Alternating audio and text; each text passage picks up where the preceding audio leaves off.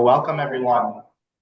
I'm sitting here with Noura, and it's our pleasure to be here, first of all. So we're going to guide you through this 45-minute session.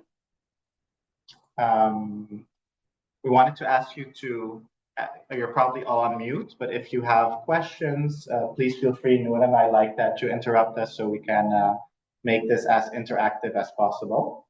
So we'll start with a personal introduction. Then we'll go to the business case, why we're talking about sustainable workforce and well-being. And before we actually do that, Noura will dive into some basic terminology because we think it's important to, have the same understanding of the concepts we're talking about, so we're on the same page. And then what we think is most important, to go to the practical part. So what tools can you implement? What success stories have we personally in our professional career experience at PwC? What are we seeing here in Curaçao? And especially, what are you seeing here? How can we share from each other? And then you'll have like a mini workshop where we, talk and engage with each other, followed by a Q&A. So, Noura, can I ask you to introduce yourself? Sure. Thank you, Tarik, for the lovely introduction. My name is Noura Ayubi. I'm a management consultant with expertise in environmental, social, and governance practices, and with a deeper dive into sustainable business transformation. I'm a former PwC consultant, and that means Tarik used to be a colleague of mine in the Netherlands. Like many of us, I went to the Netherlands to study, gained some valuable work experience, started a family, bought a house, and then now we're here. Yeah. Yes. So yeah, our journey goes, I think, around 7-8 years ago at PwC. Yeah, we were both working in the audit practice. And after a few years, both of us changed to the consulting part. I was an internal consultant, working on culture transformation, inclusion, and diversity. So let's say the ESG part, and then specifically focusing on the S. So the social part. And yeah, now I'm here at an SME, which is my family company, 𝗪𝗪𝗂𝗪. We supply ships that come to Curaçao or are here off port limits, so in the open waters, with everything they need, from food, beverage, technical supplies. So it's really a shift to work at a very corporate firm with many processes in place to now an SME of 9 employees. So yeah, welcome. So our goal for today is, to introduce you to the topics of sustainable workforce, to well-being, and also to equip you with some low-cost approaches, things you can implement right away, and also make you understand the value of what you're doing so that you can see increased productivity and ultimately create a sustainable business advantage that companies are looking for. So Noura, before we continue to the business case. Yeah, so it's not the intention to school you in no way, but like Tarik mentioned, we do want to be on the same page with respect to sustainable workforce. Many of you might have heard the term. You think this is beautiful, sounds very great, but I have a business to run. I have a staff, low budget. I don't really have time for this thing. But we do need to consider it because times have changed. Workforce are demanding more than before, and we need to be more resilient, more fit for the future. So a sustainable workforce is basically a working environment where people feel healthy, motivated, and taken care of, more or less.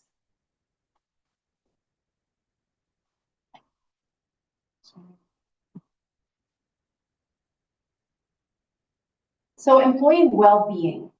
Many times when we think about employee well-being, we think more of perhaps like the physical aspect, but the mental aspect, the emotional aspect, and dare I say the financial aspect, plays an important role. and has quite an impact on your employees. It can make it or break it with respect to job satisfaction, and it directly impacts their productivity, ability to innovate and be ready to help you become fit for the future, as yes. you said. Trust. It's something that we've learned growing up. It's something like one of the first people that you trust is your family. It makes you feel more capable of doing things. Taking risks, definitely. It boosts your confidence, and it's a foundation for high-performing teams. Yes. And high-performing teams leads to more ideas and more innovation. Yeah. Yes. Psychological safety. You might feel, very fluffy, but a team or an employee that does not feel safe to speak up will also not be able to communicate matters at work, but also what's happening outside of work. Yeah. Also a key predictor for innovation. Yeah, and I think we're mentioning all of this because as times change, which we'll touch upon later, things are not straightforward anymore. Solutions that clients are asking for are not, one discipline. It's multidisciplinary. You need an integrated approach. So if you do not feel psychologically safe, how will you come with innovative solutions? Definitely. So whenever we speak about these terms, keep in mind, do a self-check. If you're a business owner, you have a team, if it's small or large, how safe do your employees feel to speak up? Again, company culture. Yes. Perhaps these words, we've heard them before, but it's good to imprint them and understand that these are the ways that we not just formally communicate, but also informally communicate. Yeah. And they basically determine the way we do business. It's the way employees interact with each other, not just leadership. The shared values we have. Yes, and it does impact the retention. Again, we're moving on to the tools quite quickly, but just know that culture eats strategy for breakfast. It's still the case. Yeah. We like to set the scene. The world is changing. There's, a shift in economic power. There's so much social unrest, not just in Europe, but also locally. We see, fight for justice everywhere. Employees, but also our community coming more into action with respect to climate change. You name it. There's an aging, for example. Yes. There's an aging population also. So that means that the people before us with a lot of knowledge are moving out of the workforce and leaving also, or taking with them valuable information.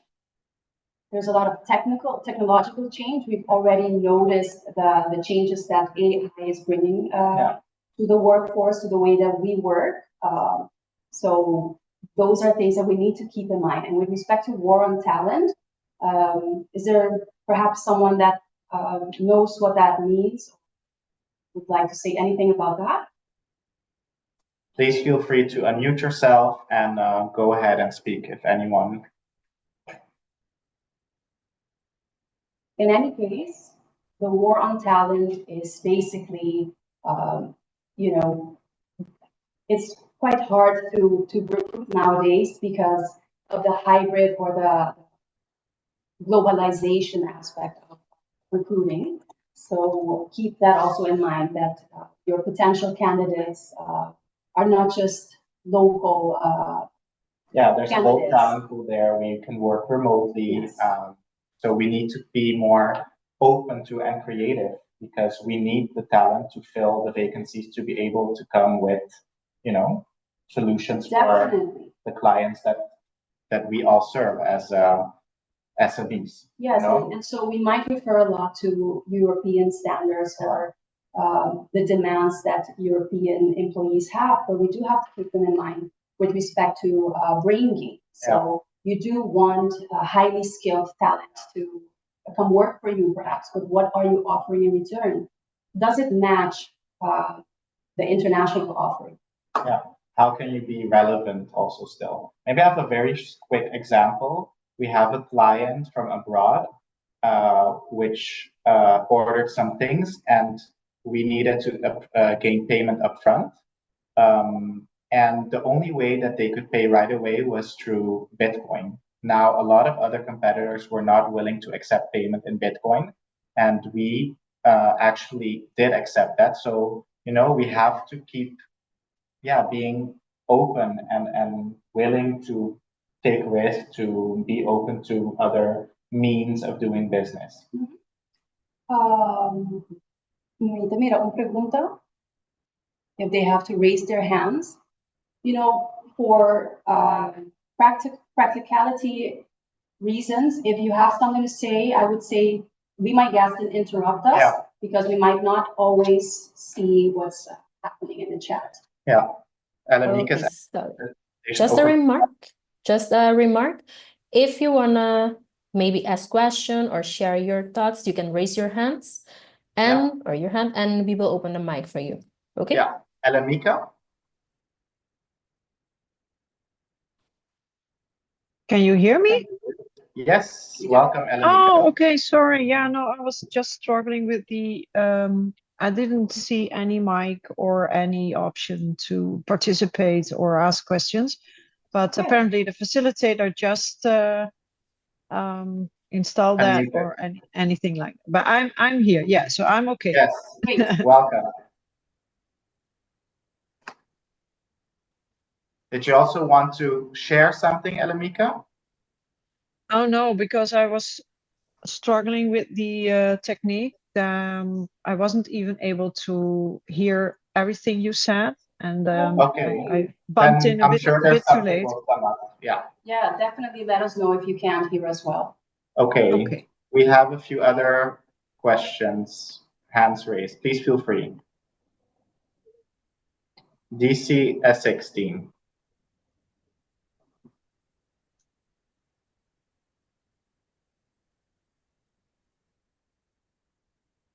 DC-S16 team, can you hear us?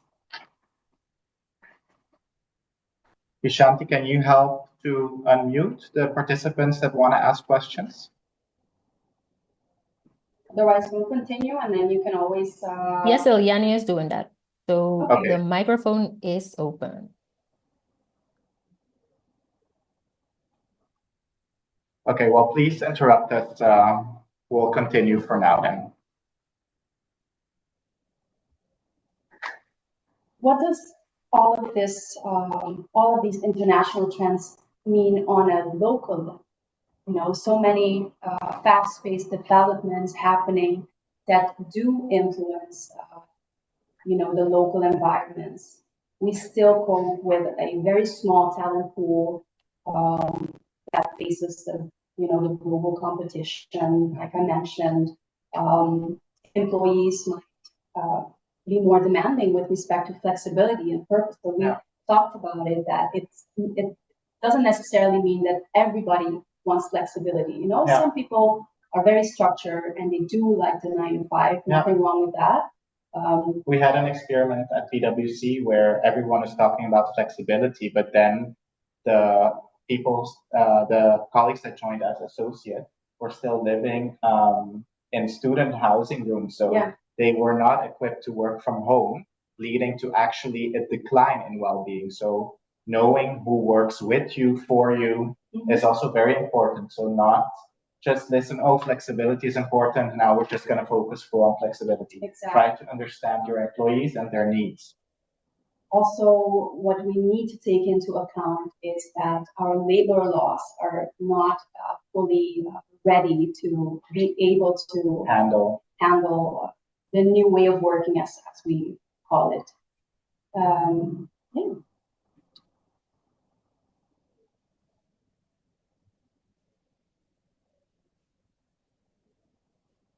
So what if we actually continue doing business as we have done? I think these figures are quite shocking. So you see that $300 billion in losses due to absenteeism, diminished productivity, and accidents. 80% of workers say that well-being had declined during the pandemic. So societal changes impact well-being as well. 1 million workers are absent daily due to stress. And what we saw at a study we conducted at PwC is that rethink the reward system. So we do want to stress that financial means, so having a good base salary is super important. Actually, we'll see later on remains the number one part, but it's not only, it's a combination. So let's say before the pandemic, the remuneration or the base salary used to be, I think, number 4 or 6. Yeah. And after the pandemic, because we have a hyperinflation going on, the cost of living are higher. So we can beat around it, but still a base salary, you need it, because otherwise you might have that financial stress that I talked about, which really impacts the quality of work. Yeah. So if you actually do invest, okay, we see a question from Z. Do you mind to unmute yourself so we can hear you? I'm not sure if Z can do it or the facilitators need to do it. Eliani. Hello. We're waiting for them to unmute you. Yeah, can you hear me now? Yes. Yes. Oh, perfect. The thing is, oh, hi. I'm a 𝗬𝗂𝘀𝘁 and I'm living in London. Okay, great. So I'm living in London, and I had a question because going back to the, I believe it was 2 previous slides. Let me see. So not this one. I believe it was 2. Yeah, the other one. I don't know. I was just hoping you would mention something about it. Obviously, reading it in Dutch. Let me see. Horeca kampt met groot personeelstekort. So I thought you'll be saying something about it, but then you skipped. So I was like, okay, I was ready to ask questions, opinions, etc. So I don't know. Yeah. So good, valid point. What you're seeing in front of you are examples of what is on the right side. So basically, within the financial sector, even like fintech is a huge topic. There are policymakers doing a great job, or at least trying to implement new policy to make even digital transactions possible in QSR. It's crucial for doing business, especially for SMEs, and it's kind of sad. I think it's kind of sad that it's not possible. It hampers the competitive ability of our SMEs to go abroad and offer their services on an international platform. So digitalization, great that it's happening outside, but we need to, if we want to create this sustainable workforce, we need to equip them to have the technology and to be able to, come along with the international movement. Yeah. And maybe the rising employee expectations for flexibility and purpose. So you see that there's issues with getting enough people, but is it getting enough people, or is it that we're maybe very rigid in the way we're looking for talent or for people? Are we not looking beyond certain places where we can hire people from, or are we not offering a well enough package so that it becomes attractive? Because there are, there could be more people, but you need to also be open to hiring. Think outside of the box. Like recently, from the CEO of Chata, I read that they're working towards this, educational program where you can, get this new education in hospitality while working, because people do need to still pay their bills. So that's the one that you see on the left side. We have a shortage, a huge shortage, and we have this huge tourism plan. But how will we be able to, get that talent inside? If we keep doing the things that we do, do you consider other ways to attract, other than the conventional way of just the base salary, the minimum amount of holidays, vacation days for the Americans? Any other questions with regard to this slide? Well, the thing is, because in my view, obviously, I don't want to dive into much on this, knowing you have your own program. But then thinking about all the let me just say, the bits that are being done in terms of tourism, isn't it then a better idea to I mean, I would say not having the staff now, wouldn't that have been the focus point from start? Because I mean, literally then coming at the end of building all those, let's just say the hotels, the resorts, and all of that.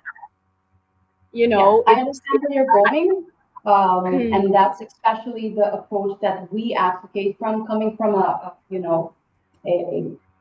I always refer to PwC as a learning academy. It's not just an employer. It's been a huge opportunity for us to know how to give body and structure to any project that we do, obviously.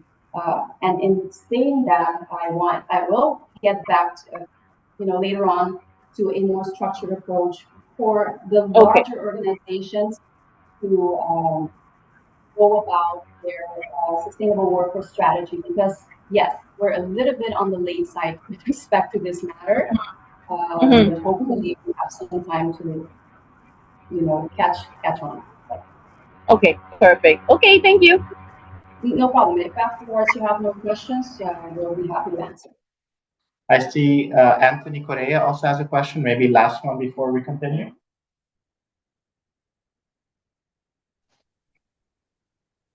Yes. Hi, everybody.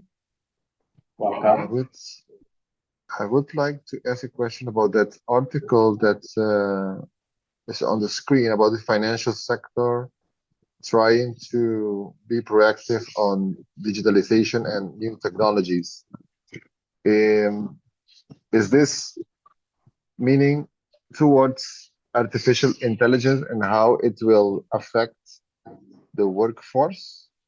And how do you guys prepare or think that we can prepare for the artificial intelligence taking over a lot of jobs? That's quite it's like an existential question almost. And I think, this topic is not necessarily about fintech, but with respect to AI in general, the best thing you can do is to learn about it and embrace it, because it's not going anywhere. If possible, if you develop your workforce properly and in time, they will be able to use it to the advantage the of whole the company. Yeah. Yes. So I think we have examples working in audit. So Yes. what happens is that certain roles or certain tasks will be automated or will be taken away, but it doesn't mean that Noura and I were less busy. It was just that, for example, the repetitive tasks were taking over, but we could focus on more judgmental parts of the audit. So instead of going through 400 invoices, we could look at areas that needed human judgment, professional skepticism. So yes, a lot of jobs can and will probably disappear, but a lot of other jobs will also open up due to the new economy we're entering, the different world where we're basically going to. So that's a little bit what we have experienced. Yes, there are other numbers that indicate that twice or even triple as much as jobs will be created due to this new revolution that we're actually experiencing. Did that answer a little bit, or do you have a different question? Yeah, it answers a little bit. I have another question. This presentation is, you guys are stating that it is better to keep your workers in place. And as I understand, if you have employees that are not that productive anymore, and you can replace them with automations, what will you suggest to do? What I think we're not here to suggest you to do any movement right now because we don't know this employee and we don't know your organization yet. But wouldn't be fair to give an answer based on the fact that we do not know your company, we do not know your current situation. It's quite difficult to give a direct answer, but we have an approach to how we would come to an answer, I think. Yes, what we can say is sometimes what we often see here on the island is that we don't take into consideration that the cost of laying off somebody and finding something new is much, much higher than trying to relocate that person, perhaps into a different role. Yeah, different role, or, you know, having a part being automated, but them being more on a supervisor role or a warehouse manager role. So, you know, and then also KYC in the financial sector. Yeah. But having said that, of course, there might be a mismatch. You know, we can't say that you need to relocate everybody and that's great, business as usual, but do take that into account. And also what we're going to discuss right now is actually what you might be able to do. Yeah. Yeah, so just due to time, because I think we have 10 more minutes, we're gonna, you know, this is something just for you to see. We don't need to convince you. These are just facts. You will have reduced absenteeism. You will have a competitive edge. There will be a higher productivity. We don't say that, the numbers show that. So what can you actually do? So this is more practical. What we always say also to, again, coming back to the question Anthony had, like, first of all, get to know your employee. You know, if you're a company with maybe 30 people, find out how you currently attract them. How do you recruit them? If they're there for 6 years, 7 years, how can you invest in them so that they can progress? You know, how can you retain them? So understanding, for us, it's very difficult now to give you an exact thing to do, but we would say always, we would want to find out moments that matter, as we used to call them, in the employee life cycle. So what is important before they're even at your company, how they do regard your company. Is your company known on the island to, you know, invest in their people? Do they have a strong company culture? Do you allow them to work from abroad if possible? And speaking of, by the way, with respect to culture, did you know that you can filter on LinkedIn with respect to values, company values? Yeah, you can actually filter and make sure that where you're applying aligns with your own personal values. And that's what this generation actually is looking for. Yeah, I think, you know, soon younger talents will comprise around 40% of all jobs. So there's no one that's going to apply or is still in university that will apply for a more practical school where the values, personal values, don't align with their company's values. So just, these are, again, facts, things that we think are like that. And we can simply say, oh, the new generation is lazy, they don't want to work, etc. They're just motivated by different factors. Different factors, and as we know by social media, they are highly engaged if you engage them well. They are eager to learn, but they're not willing to have a monotonous, let's say, experience. Yes. Yeah. So this is, Okay. And so some very practical things you can start with tomorrow, even though I really want to emphasize, and Noura mentioned it, we do not believe in standalone initiatives. We believe in an integrated approach based on your company, based on the challenges you face, on the type of jobs you have, to look at an approach that fits your company, because every company also within the SME group will be different. But these are just things that we see, especially that I have experienced personally in Curaçao and Amsterdam, but a few things that also I've seen on the island. So, and notice that all of these initiatives come from a well thought of. Yeah, it might seem as standalone here. Oh, you can have a figures showing how many calories you lose and how good that is for your well-being. But this is part of a whole well-being strategy that was thought out.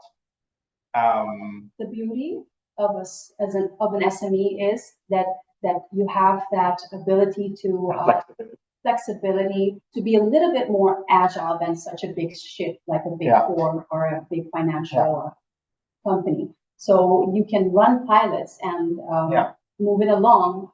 What we want to emphasize is, yes, we can share a lot of tools, probably 50 to 60 tools if you want out of the toolbox, but start small, Start walking, in the afternoon, a weekly meetup like DINAF was doing that. I know another company, a friend of mine working there that also started a well-being program, actually, a medium-sized company. We went to 𝗧𝗵𝗇𝗳 together, signed up for 𝗧𝗵𝗇𝗳. Samship is joining. Exactly. So giving discounts, for example, through your company at certain sports gyms. So many things that you can actually already do.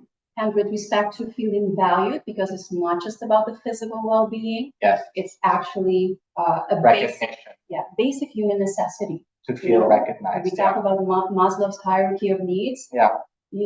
People want to feel valued and seen and trusted. Also on the workforce. So these are real cases, like for example, a thank you for who you are. It's a card that you receive. Yes, on World Compliment Day. Every 1st of March, we celebrate it. It's an international day, celebrating it at PwC, where colleagues used to write each other a small card for, expressing how they value working together with them. So yeah, it can be really small things that actually make a big impact.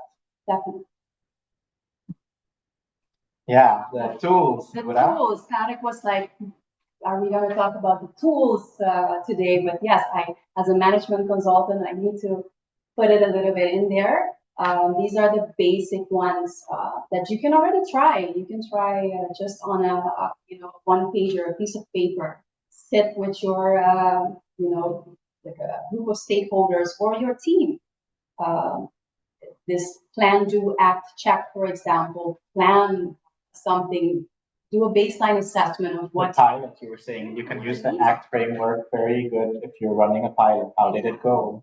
Yeah, reiterate. It doesn't have to be a long plan of 8 months, and you don't need to hire the very expensive consultants to just do an ACT for you or a say-do gap analysis. You say you are flexible, but are you really? You say you care about your employees, but how do you care for them? How do you show up for them? Workforce is really allergic to a big say-do gap. So you can have the most beautiful strategies. You can use all these tools, but at the end of the day, what you write on your website and in your vacatures, they can be beautiful, and you can hire us to write them. But or better yet, you have 4 pages. Your job posting consists of 4 pages of what you expect from the potential candidate, and then what you offer them is a base salary. Sounds great, but the minimum amount of vacation days or no time for exercise or family or other flexibility or development. Yes. Because you need to look at it this way. If you invest in your employees with respect to their learning and development, they might be able to move on within the company. But even if you have to say goodbye, you never know when this person might enter your company again. Yeah. And I think especially in Curaçao, because maybe in bigger countries, there's more people out there, but in Curacao, it might well be that if you have a good separation, that you might find each other back again at a later stage. Definitely, it doesn't have to be a sour separation. Yeah.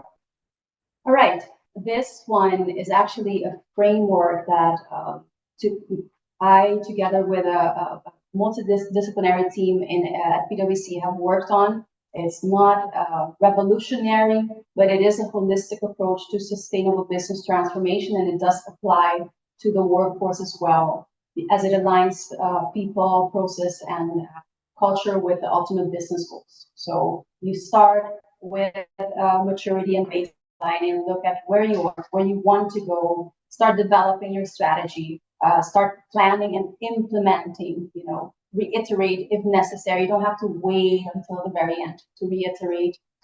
Start your transformation planning. Transformation sounds very huge, but it's a gradual step. You need to start today. With respect to the implementation, mentioned it already, and then performance management. How will you measure success? What does success look like for you or your team? Keep it simple.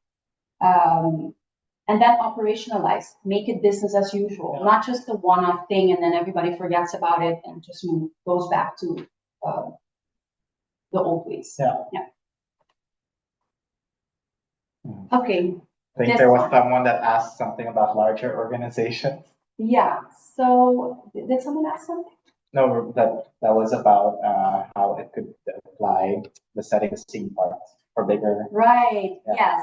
So because we didn't really know who our audience was going to be, we wanted to ease into the topic, but know that there are many levers which you can pull at with respect to building your sustainable workforce that is able to go through all of the future challenges, that is more resilient, more engaged, etc.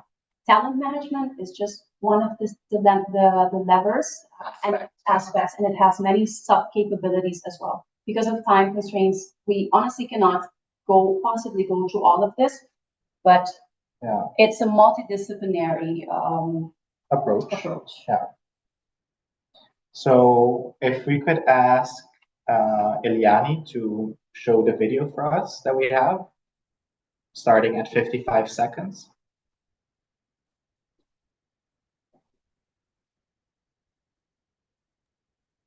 Yes. And this one? It missed you.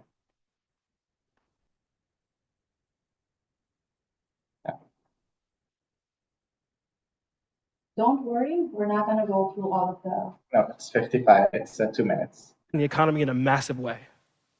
What if I told you that by some estimates, the cost of work-related stress in the US is close to $300 billion annually? Workplace stress, the stress causing this massive impact, is related to productivity and wellness. Today, that's what we're here to talk about. And by the way, it's linked to employee disengagement, chronic diseases that impact your work, and work-related injuries and illnesses. And when you add up the cost of all 5 factors, it's an estimated $2.2 trillion annually. That represents 12% of our GDP. Now, I know what you're thinking. That is a lot of money. And how? Stress is this deeply personal thing. It's crazy to think that it could have such a massive impact. But consider this thought experiment to explain how. Imagine a single mother working a stressful job in a stress-filled environment where she sits 90% of the time. Maybe she doesn't have time to cook, so she chooses meals based off of convenience, which usually means what?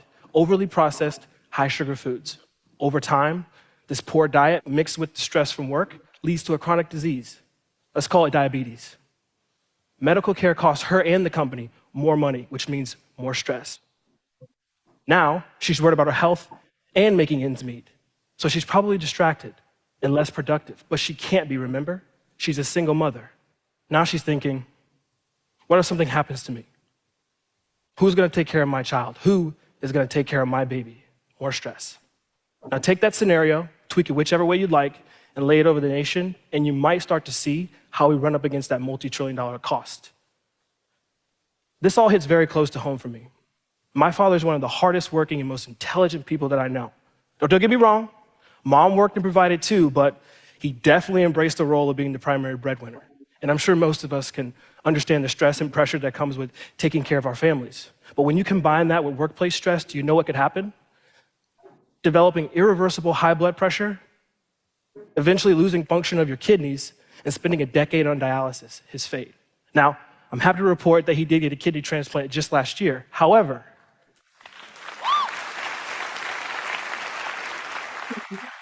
for nearly a decade, neither the economy nor my family got the benefit from his work ethic or his intelligence. And as he would say, that's just really sad commentary. All I'm saying is, I think stress impacts the economy by reducing productivity and increasing healthcare costs. Make sense? Right? But here's what doesn't. Current research from the World Health Organization puts global spending on health at $7.8 trillion. Research from the Global Wellness Institute suggests that the $4.5 trillion global wellness industry grew from 3.7 to 4.2 trillion between 2015 and 2017. Yeah.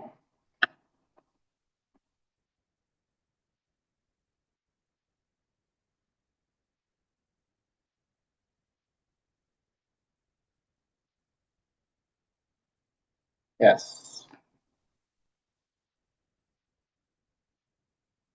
So we really want to try to have a bit of a more interactive session here, not only us, because we have said a lot, I think, but also between the participants here. So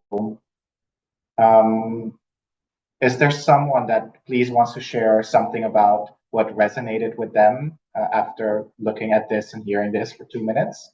Perhaps we can show you the other questions and you can just a short minute to gather your thoughts. So think about, what resonated with you, but also reflect on your current team and your organization. How safe you or does your team feel to admit a mistake, ask for help, or challenge how things are done? Or maybe like the example of the single mom. Maybe do you recognize an employee or colleague you have been working with that went through, a similar form of struggle, and how could you have approached that differently, or how did you approach that?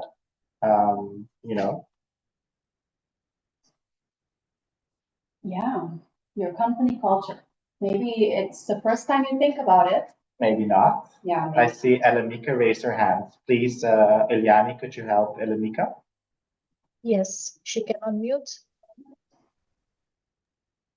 Oh, yes. Thank you. Well, first of all, I need to go in 5 minutes. So I just wanted to, for sure, thank you for your nice presentation. We have a lot in common. So I'm the owner and founder of Wanna Grow. We have been working on this topic of team culture on the islands for 15 years. Wow. And we also have put together, or we have a happiness database by the time we assess and survey team culture on 5 islands. And in the meantime, it has become a very rich database of more than 400 employees spread out over 5 islands of 20 different teams. And there is a lot of information you give and a lot of interesting models, but in the end, I would say the practice of the daily operation is something else, as you also experienced during your career, and basically building that positive culture, that positive workplace, is a key happiness driver. But that's an enormous task, and it requires very, very bold and strong leadership, and also enough development opportunities. So those 3 pillars, a positive workplace culture, very strong and ethical mindful leadership and enough the opportunities to develop oneself is what we start with. And most organizations, they have no idea about their culture, but their culture speaks, and that is what you guys and we guys can help others with. And the trust is the foundation, as you already referred to. And yeah, of course, it's nice if you work at a company where you have your free gym abonnement, but it's in the end not about ping pong tables and yoga, putting yoga mats. It's about creating a safe workplace, and we see still too many places where people are afraid to voice their opinion, where the workplace is toxic. And thank God we have been able to facilitate sessions, and we've seen great results of teams which are growing, but there is still a lot to do. And I think first and foremost, we should not forget that in the Caribbean, we never learned how to lead. So managers, they become to that position, but they never had any idea or a course to how to communicate, how to give and listen to feedback. Yeah. So if yes. No, sorry to interrupt. I'm sorry. It's too long. No, I think we can talk for hours, the three of us, and I'm very glad you joined. Where were you two days ago when we needed the statistics? Because we have the PwC version of your your survey, and I actually told Tarik, we need data. I want more Caribbean data because we need to back it up. We like to work data driven, but a lot of times we don't have that. And we just came back, so we're happy for you also. So let's have a coffee date soon. Absolutely. Yes, and the point I wanted to make shortly is it's all in the end about leadership, and now we focus on help develop the leaders to make sure we can create those positive workplaces. Yeah, we had Tone at the top. Noura's writing that. That was one of the pillars PwC worked at. And even having said that, we were an advisor to the board, and we did our research, and we said we need to work on Tone at the top. And you have leaders that reflected what we wanted PwC to stand for, but you will also have a few of them that are just not grasping the concept, and that takes a little bit more time. Leadership development and bold moves. I like the phrase of bold moves. Like you need to be sometimes unconventional and dare to take a stance, even though that means a result that in the short term is not good for the company, but in the long term it will. But that's also, you were talking about how important that is. But if you look at, and I probably more about that, if you look at people and their behavior, the system and processes in place of a company also impact how people will react and behave. So if you have KPIs where the management board will be paid upon by achieving certain targets, then you can have 20 culture trainings and you can have everything about how important it is to be a good leader. But in 4 years, when they retire, there's a new management board, and they will again be assessed on things that will not actually benefit the company and the employees in the long run. So we also look a lot at how does the company really in its DNA operate, because that often makes you do things that you don't even want to do, but it kind of puts you in that position. I don't know if that resonates. What I want to add is that we're not saying there's a one size fits all, by no means. As you might know, there are different management styles. There's not a wrong way. If you look at the political climate, you know, some people prefer type of leader over the other that might be softer, less commanding, etc. Some people do thrive with a leader that is very, you know, straight and forward with their communication, etc. As long as there's a place for all of those leaders, you know, and not just one type, I think. And the interest. Can sorry, yeah, I really need to go, but I wanted to, if I don't want to take the time of others who might have questions. Are we okay? Yeah, I think if somebody else has a question, Ruth, thank you very much for joining. Yes. Please go ahead. Yes. No, I totally agree. And don't get me wrong, we also work with models. We work a lot with the model of Patrick Lencioni and his 5 dysfunctions of teams as actually the foundation of our team culture survey, and KPIs are very important. But I think our mission is to change those KPIs into KPIs should be well-being and happiness. And you know, the team culture change is about changing your KPIs and about making sure that your core values are really not only are in your DNA, and the critical behaviors aligned to those core values lived by. That's, I think, the foundation from what we do. For sure. And it's exercise, and making a lot of mistakes like we all do. Yes, and that's part of trust, right? Do you trust your team, or, you know, even leadership, to make mistakes? Be vulnerable, yes. Dare to share that they're also human and not always have the answer. Yes. So if anybody else wants to share their perspective with the video, please be my guest. Yeah. Yes, be our guest. And otherwise, we'll move to the end. To the end, yes. So everybody, thank you so much for being here today. It's been a pleasure to be able to, you know, be your host for today. And thank you very much to the Chamber of Commerce and the team that has been here to prep us for this session. Yeah. For sure, we'll meet up. Yeah.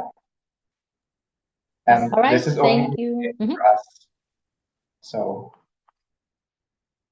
if you want to connect with Noura and myself, please, feel free. You can scan the code or just look us up on LinkedIn and we can connect.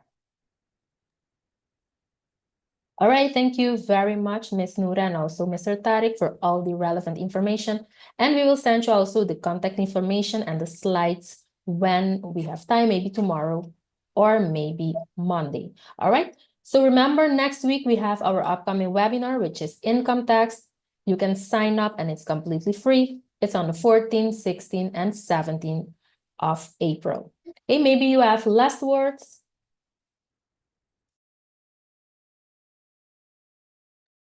Some last words. Well, thank you. And I just wanted to say, I wanted to really, I want to get to know the local context. So, you know, yes, we have a lot of fresh perspectives, but it means nothing if we do not understand the landscape of Curacao and the Caribbean islands. So. Yeah, so we actually wanted more time so that you can share with us from your perspective. But that will have to be a follow-up. I guess so, yes. Thank you, everybody. See you next time, hopefully.